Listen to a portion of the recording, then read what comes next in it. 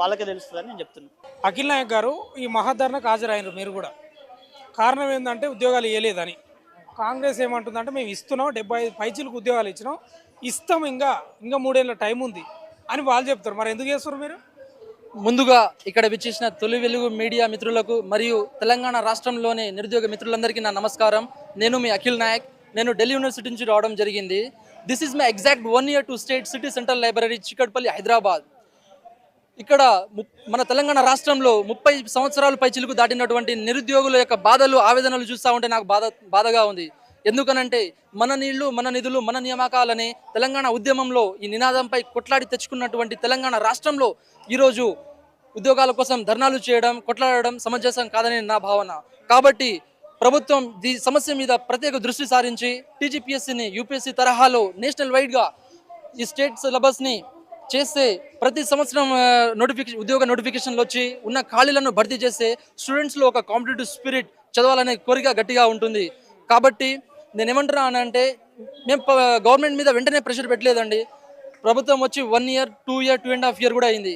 కానీ ఇప్పటిదాకా ఒక నోటిఫికేషన్ లేకపోతే మా నిరుద్యోగులంతా ఊరి బాట పట్టిర్రు.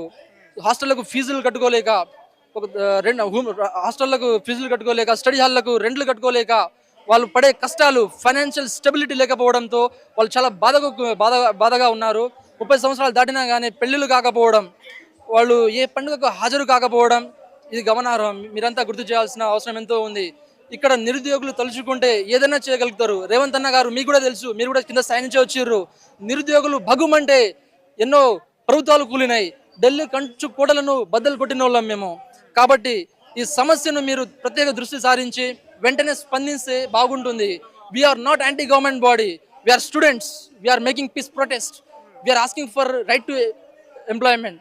కాబట్టి అంటే మీరు ఢిల్లీ యూనివర్సిటీలో ఉంటారని చెప్పారు కదా, అక్కడి విద్యా వ్యవస్థకు ఇక్కడి విద్యా వ్యవస్థకు ఏం తేడా ఉంది? ఇక్కడ ఏం మారాలి, అక్కడ ఏముంది?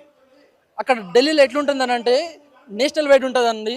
అక్కడ యూపీఎస్సీ యూనియన్ పబ్లిక్ సర్వీస్ కమిషన్కి ప్రిపేర్ అవుతూ ఉంటారు అందరూ. కలెక్టర్ లాంటి పెద్ద పెద్ద ఐఏఎస్ ఐపీఎస్ వ్యవస్థలు అక్కడ ఉంటుంది. అది ఇండిపెండెంట్ బాడీ. ప్రతి సంవత్సరం నోటిఫికేషన్లు వస్తూ ఉంటుంది. విద్యార్థులకు ఎలాంటి హామీలు ఉండదు అక్కడ. ఆటోమేటిక్గా ఇండిపెండెంట్ బాడీ కాబట్టి అక్కడ నోటిఫికేషన్లు వస్తూనే ఉంటాయి. ప్రతి సంవత్సరం రెగ్యులర్గా ఎగ్జామ్స్ కండక్ట్ చేస్తూ ఉంటుంది. ఇక టీజీపీఎస్లో ఏంటంటే వీళ్ళు వాళ్ళ రాజకీయ స్వలాభాల కోసం ఎప్పుడైతే ఎలక్షన్స్ వస్తాయో అప్పుడు నోటిఫికేషన్లు ఇస్తారు. ఎలక్షన్ అయిన వెంటనే మళ్ళీ దాన్ని ఆపేస్తారు. ఇప్పటిదాకా గ్రూప్ 1 10 సంవత్సరాలు ఒక్క నోటిఫికేషన్లు వచ్చినాయి, కానీ సెలక్షన్ ప్రాసెస్ ఒక్కటి కూడా జరగలేదు. ఇది రాష్ట్రం మొత్తం గమనిస్తూనే ఉన్నది. కాబట్టి ప్రతి సంవత్సరం నోటిఫికేషన్లు వస్తే మన తెలంగాణలో ఉన్న విద్యార్థులు కూడా గట్టిగా చదివి ఒక కాంపిటేటివ్ స్పిరిట్తో ఎలాంటి మీడియా లేకుండా, ఎలాంటి రాజకీయ ప్రలోభాలు లేకుండా బ్రహ్మాండంగా చదువుకొని ఈరోజు సర్వీస్ తీసుకుంటారు. ఇంకోటి అఖిల్ నాయక్ గారు, ఇంకొక ప్రశ్న. కాంగ్రెస్ ప్రభుత్వం వచ్చిన సంవత్సరంలో 2 లక్షలు నింపుతా అన్నది కదా, ఒకవేళ ప్రభుత్వం నిజంగా నింపే అవకాశం ఉంటుందా? అట్లా సాధ్యమవుతుందా? ఒకవేళ నోటిఫికేషన్లు ఇచ్చినా కూడా 1 yearలోనే 2 లక్షలు నిరుద్యోగులకు చదవడానికి సాధ్యమవుతుందా? దీని మీద ఏం చెప్తారు మీరు? నేనేమంటున్నా అంటే అండి, ఇక్కడ విద్యార్థులు ఆల్మోస్ట్ అందరి ప్రిపరేషన్ కంప్లీట్ అయింది. ఇక్కడ ధర్నాలు చేస్తూ ఉన్నారని అంటే ఇక్కడ ఎలాంటి రాజకీయ కుట్రాలు లేవు.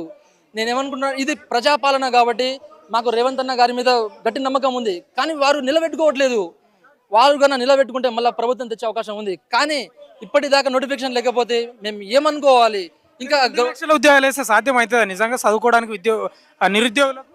100% సాధ్యం అవుతుందండి. ఎందుకనంటే ఉద్యోగాలు 2 లక్షల ఉద్యోగాలు అని అంటే ఆల్మోస్ట్ మా అన్నలు వాళ్ళకు ఉద్యోగాలు వస్తాయి. మేము చాలా గర్వపడతాం.